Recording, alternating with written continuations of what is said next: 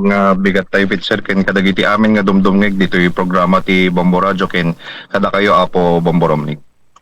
Yes, as Police Major Badwa, in correction pa ilaing dati nagbaling nga pamalagi puno pakdaar ani Filipinas Police Chief General Jose Melencio Nartates Jr. nga siguradwen ti kaming ti Filipinas Police nga saan nga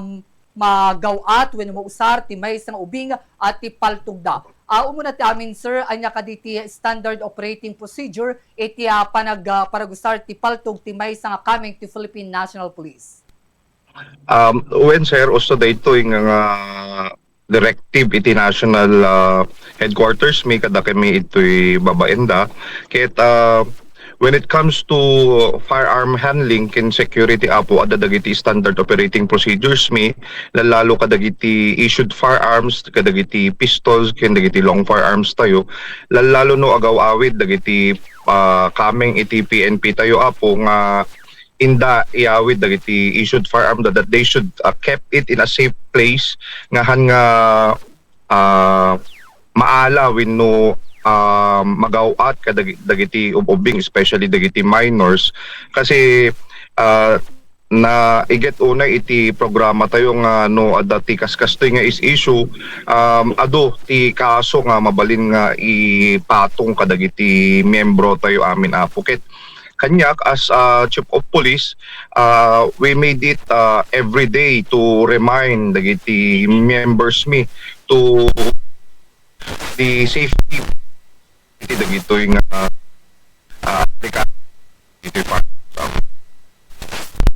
Sir, Police Major Badwan, nadakamat mo nga nubilang dati police nga mapaneknikan nga naglabsing iti kasing nga banag, nagdakamat mo nga mabaling nga sumango dito iti agsusukot a kaso. Sir, mabaling nga sumango dito iti administrative case ken criminal case no kwa sir? Yes, actually dakil nga issue daytoy no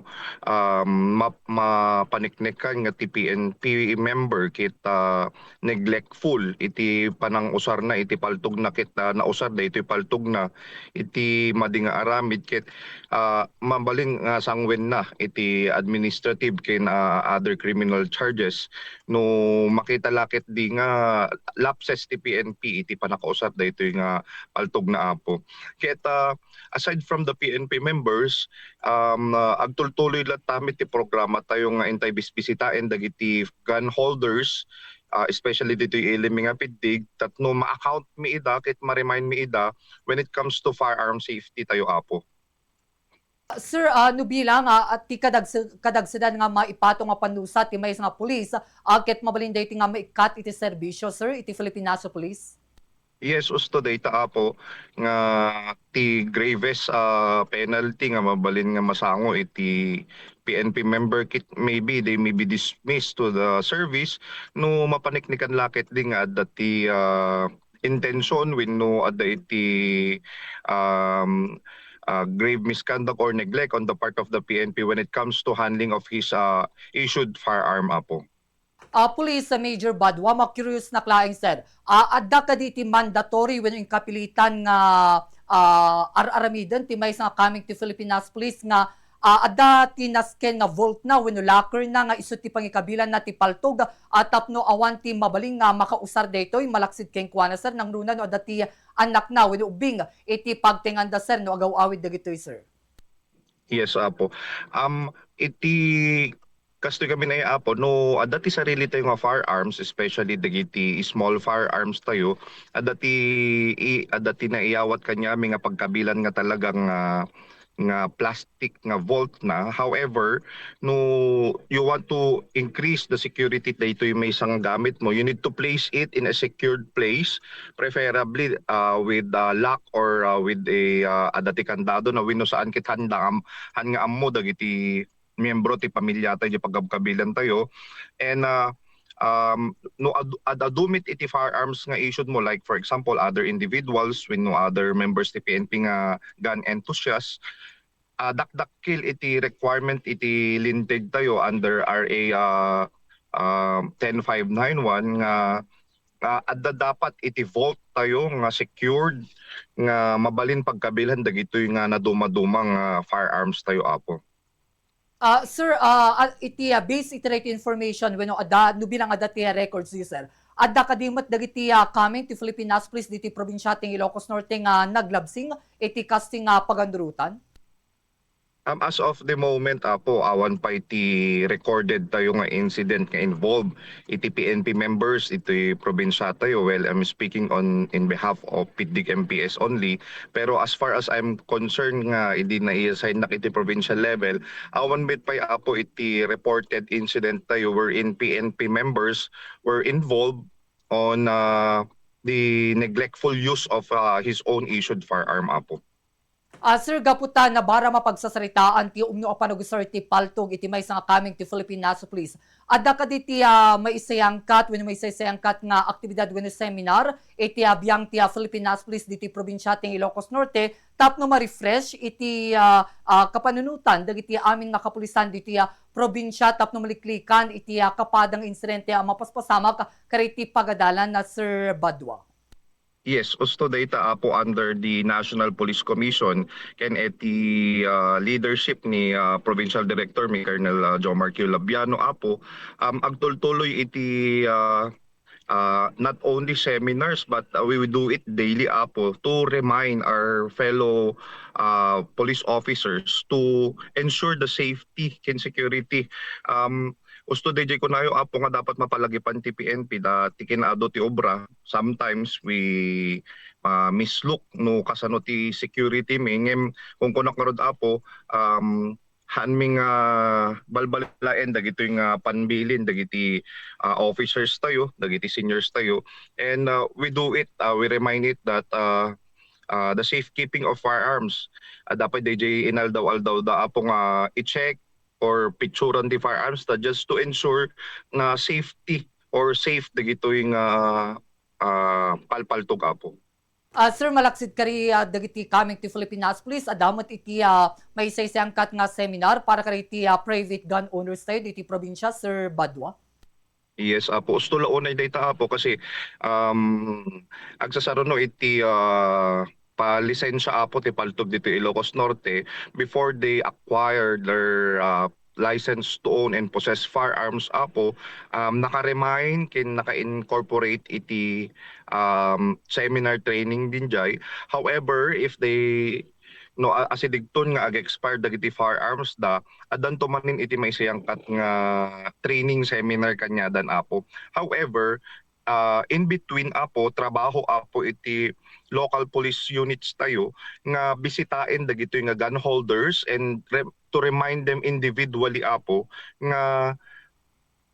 no kasanot as far as practical as possible no dagito nga palpaltog may safe keep meet lang may ensure meet lang ti safety da. That's why we encourage our community members especially the gun holders tayo nga asidigin ag-expire ti firearms da when no kayat da nga ipa-safe keep ti paltog da. Our police station in the entire province are always open to secure for the deposit of these firearms apo. Police Major Badwa, anya iti mabalin mo nga ibalaag when ipalagi pa kariti kakilian ng runa kariti coming to Filipinas please ken kasapay dagiti private gun owners tap no maliklikan nga dagiti gundaway nga dagiti ubing nga kadwada iti pagtenganda ket magawat daw when mausar da dagiti nga mangitunda iti insidente Sir Badwa. Yes, apo, thank you. Amo tayo amin apong adot ti insidenten iti pamaltog iti unig iti pagadalan. Ket we would like to remind and appeal to all gun holders not only in the uniform service but also private individuals nga adda dagiti lisensyada but because of the nature of their job or kayat da apong agka-lisensya iti paltog ket agikot iti paltog. We would like to remind you nga we must be responsible in handling our own firearms to in such a manner nga dagiti anak tayo wenno dagiti kakabagyan tayo nga han tayo apong baybayan no kasanot pa naka-secure dagiti nga paltog. We would like dapat ay determine tayo no anat pagkabkabilan tayo dagiti nga palpaltog and at the same time maipalagip nga it's ownership of a gun is just a privilege and it can be revoked at any time if we fail to observe the standard protocol in handling these firearms. So nakaakibat dita iti mabalin nga asunto kada tayo no PNP ka man administratibo or criminal case, no civilian ka criminal case, worst case scenario revocal or revocation iti lisensya tayo apo nga handle iti firearms. More than that, responsible aside from responsible ownership ti firearms, it should be responsible parenthood also nga kitain tayo no usto ba daytoy actions tayo as a gun holder or as a gun owner nga istorya tayo iti anak tayo daytoy firearms no kasano and so on and so forth. As a police officer apo, women security and safety in the community, and part of it is to ensure nga mismo iti unig ti pagbalayan balay wenno iti residente tayo ket secured tayo ken handa tayo mabalin nga hantay mabalin nga iba nga dakdakkel iti karbingan dagiti ubing more than tinataingan. That's why as a adult, as a responsible gun holder, ensure tayo apo nga nasaat iti panasik panaka dulin dagito yung palpaltog apo. Sir, badwa mairagpin ko man nga masaludsod, sir. Adda kadimo ti may sayangkat nga school safety drill. Sa laing dita ili tipidig no wenno da dumapay nga lugar iti probinsya ting Ilocos Norte, sir. Yes, apo. Actually, apo narugyanen dagito yung safety drills kadagiti is eskwelahan iti Ilocos Norte. But for me as the newly installed again Chief of Police of Pidig, doon apo iti coordinations mi kadagiti kadagiti eskwelahan midtoy tatno to facilitate and execute dagitoy safety drills together with the support of the local government unit ni Mayor Minga Georgina Guillen ken dagitoy school heads mi ditoy ili Minga Pidig kadagiti 17 schools ken upat nga high schools mi ditoy apo both private and public ket agtultuloy iti coordination meetings mi ken daytoy panakasayang kadto ti drills in different schools involving different emergency situation tapno haan nga mabigbigla ken at the same time ammo ti sangka eskwelahan ti ubraen da no dagitoy nga paspasamak ket mabalin nga maaramid ket that's why dawdawatin mi ti support iti schools ken of course the parents to support this kind of drills and information awareness activities to increase our safety and security within the premises of schools apo. Sir, on behalf iti biyang ti Philippine Police dita Pidig, kas hepe dita nasa nga ili, sir, awan kadi iti panagasingasing mo nga mabaling ket agaramat wenno gusar met ti metal detector iti local government unit iti ili ti Pidig kamlo na nakariti pagadalan dita ili, sir, tapno may nga wagas met nga mang check kariti sumrek kariti pagadalan dita Pidig Ilocos Norte, sir. Actually apo, dati in preparation iti PNP nga localized anti-criminality action plan to strengthen the school security by procuring this kind of metal detectors nga maiyawat nga libre kuma kadagiti eskwelahan tayo tamo tayo no kasanot iti budget allocation kadagiti eskwelahan. That's why on our part as the Philippine National Police members, we are proposing to the local government unit to have this kind of tools tapno matulungan dagiti eskwelahan kasi dati routinary checks dan apo nga check ti bags before the start of school hours every day lalo dagiti sumrek nga agapo kadagiti sabsabali pay nga ili ken nauning nga barbarangay apo kailangan da pumila apo tatno ma-check na dagito yung banbanag. That's why